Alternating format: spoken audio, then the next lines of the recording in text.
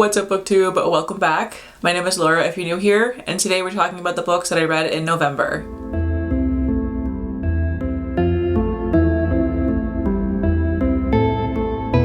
I did not have a good reading month in November. It wasn't that bad. Like, realistically, I still read quite a few pages, but like in terms of like my TBR, completely failed. I had 4 books on my TBR officially. I got through one of them. And the rest I did not even attempt to touch. Like, the thought did not even cross my mind to pick them up. There is one book in particular that I'm blaming for this kind of slump, and I will get to that shortly. But in total for the month of November, I read 1,640 pages, so a bit less than my usual, but like still not that bad. I was just like, in terms of like number of books, I read fewer than I normally do, but I did read 2 very chunky books that were each over 500 pages. So it kind of evened out. I didn't DNF anything this month, so that's always really good. So I'll just get into the books that I have read. And I'll start with the book that caused all of my issues this month, and that was Blood and Honey by Shelby Mahurin. This book, I didn't dislike it, but it took me about 3 weeks to read this. This was left over from my October TBR. At the end of October, I was about 130 pages into it, and I was on a roll with it actually pretty well. So I was like, you know, no problem, I'll finish this in like a couple days. I did not finish this book until November 14th. It took me literally 3 weeks to read it. Like, I don't know what happened, because like I was reading at least a little bit of it every single day. I don't think there were any days where I didn't at least read a couple of pages, and there were many days where I would sit down and read a solid 50 in one sitting, and it still took me that long. I don't know what the hell happened. Like, I even had the audiobook going at the same time, and it just was dragging for me so hard. It was not a bad book. I did still enjoy it. I gave it 3 stars, so like not a bad book by any means. It was just, for some reason, it was just not hitting right. I think I just wasn't quite in the mood for it, but like, I know myself, and I knew that if I put this book down to finish later, I would never pick it up again. So I had to force myself to read it and just finally get through it, and I did, but it took up more than half of my month. And by the time that I finished that one, I was like in such a bad slump that I barely touched anything. But this book, in terms of plot-wise, this is the second book in the Serpent and Dove trilogy, yeah, which follows a witch who has no choice but to marry a witch hunter set in, I think, like the 1600s in France. He obviously has no idea that she's a witch, otherwise he would kill her. But over the course of the first book, it's a romance, so obviously they do fall in love, and then things go from there. There's a whole lot happening in here. There's like different kinds of witch covens, and like the witch hunters who are trying to kill them all. Like, everybody has to work together and all these things. It's a whole lot going on. I do enjoy the plot of this one. I like the setting. The characters are fun.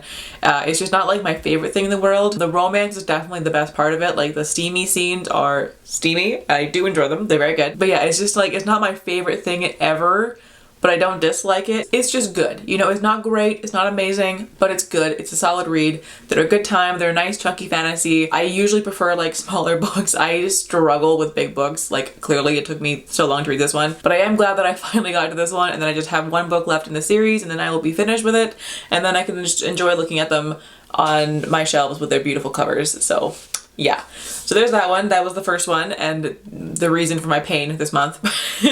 So while I was reading Blood and Honey, I did let myself read one other book, but only because it was the shortest book on my TBR.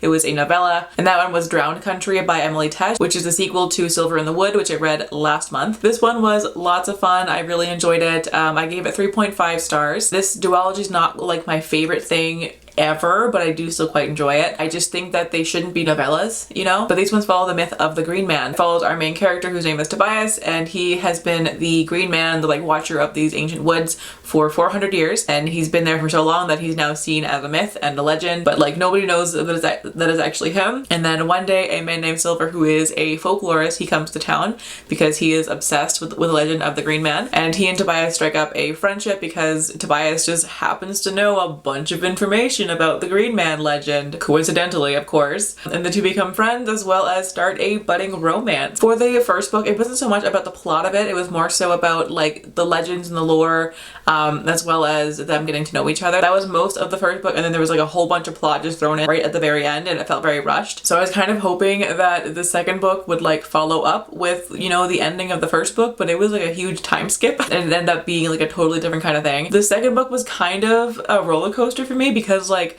I was excited going into it because I just like the premise and the characters and all the folklore. So I was hyped for it, and then like I found out, you know, where the plot was going, and I was like, oh my god, amazing. And then the plot didn't end up going there, and I was like, okay, kind of sad. And then it was like, okay, but we're going here instead, and I was like, yes. Loved that. And then it also kind of fizzled out, so I was like, okay, cool. And it was just this very much like back and forth kind of thing. I didn't dislike it. I think I liked it about equally, I think, as the first book, but for different reasons. Overall, it's a really good duology, and I do recommend it. They're also really short. I think the entire thing is about 400 pages, like, total. So super short duology, a good read. I love the world of it. The characters are super sweet. I just don't think it's one that's going to stick with me for a long time. I think the world will, and especially the character of Tobias will definitely stick with me, because I need me a hunky ferryman who lives in the woods, who's like this gigantically tall with a beautiful beard, long hair, like, yes, yes please. So Tobias will definitely stick with me. He's also a like gentle giant kind of character, which I just adore. So I very much enjoyed his character. I liked the relationship and everything. It just wasn't like the most well put together in terms of plot, but like, that's fine. It was still a good time. Next up, I read Well Matched by Jenn DeLuca. This is the third book in the Well Matched series, which is a series of contemporary romance companion novels that take place around this Renaissance fair that happens every summer in a small town in somewhere in America. I'm not sure where it is. For this one, now I haven't actually read the second book. I really had no interest in it, to be honest. With that said, I did manage to get it onto my TBR for December for some reason, so it's on there, so I'm going to be reading it. But as of right now, I have not read that book, and you do not have to have read the second book in order to read the third book, like, at all. I think there was like one mention of the second book couple's storyline in there, and like that was it. But anyways, Well Matched follows the sister of the main character from the first book, and then Mitch, who was the like hot kilt wearing guy from the first book as well. It is their love story, and I loved this one. It's a like friends to lovers kind of thing. A lot of pining, a lot of build up. I thoroughly enjoyed it. But for this one, the main character, whose name I already forget because I'm so bad with names, her daughter is moving out for college soon, and she is planning on moving out of town and finding a new home somewhere else. And Mitch has offered to help her renovate the house to get ready for selling. So they were already friends before that because they just run in like similar circles, but they become even closer as they're renovating together. And then there's some tension building, of course, because Mitch is so hot. And then yeah, things kind of go from there. This one was a lot of fun. I think for this one, I liked the first book and the third book about equally, but again, for different reasons. In Well Matched, I liked the couple better. I liked their chemistry better and like the overall plot. But in Well Met, I liked the setting better because it took place more in the Renaissance fair. We get a little bit of the fair in Well Matched, but not a whole lot. It's mostly just at the house. So like, different reasons, but like both are fantastic. I gave Well Matched a 3.5 or a 4-star. I'm not really sure where that falls, but somewhere in there. So overall, it was a fantastic read. I'm kind of looking forward to reading the second book this month. Not really, but a little bit. I'm not dreading it at least, but you know. But yeah, anyways. Solid read. This series is really fun. It's not going to be like an all-time favorite in the romance category, but I do really enjoy it and think that they're definitely worth the read if you were interested in them. They're just really fun and have like lots of great characters. So in conclusion, good shit. And then the last book that I read for November was Crave by Tracy Wolff. Wow. Just wow. This book was something. Wow. That's all I could say, honestly.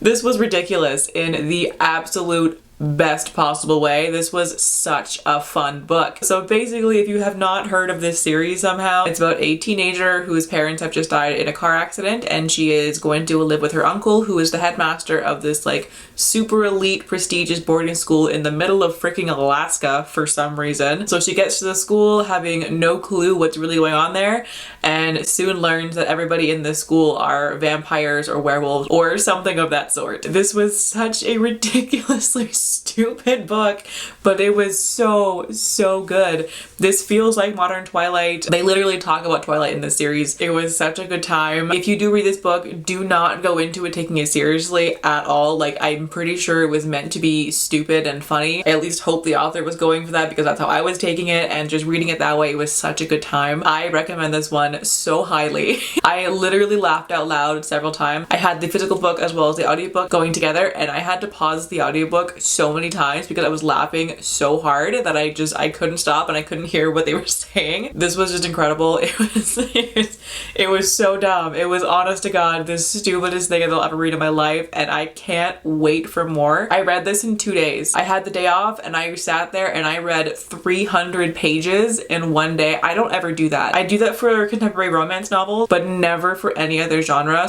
So for me to read 300 pages in one day is weird. But I just couldn't put it down. Like, this is one of those books where I was reading it and I was trying to go to bed and I was okay, you know, I'm just gonna finish this chapter and then go to bed. I finished the chapter, closed the book, and then sat there and went, nah, I'm reading some more, and then stayed up for another hour because I couldn't stop reading it. It was so addictive. I don't know what the hell kind of drugs they put on the pages of these books, but like, wow, they are potent. I could not put it down. This was amazing, just full stop. It was excellent, and that's really all that I can say about it, honestly. I can't wait to get to the sequel. The next book is like over 700 pages, and I'm not even scared to read it, to be honest. Normally, anything over like 450, and I'm like, no thanks. But for this series, I'm like, give me more. I want all of it. Just give me all of this entire series right now. Please and thank you. That's all that I will need for the rest of my life. And I had to give this one 4 stars. I couldn't quite give it 5 stars because like it was just utterly ridiculous. If I was just going based on enjoyment level, then it would be a 5 stars, but the technical aspects of like rating a book, I could not go more than 4, so I got 4 stars.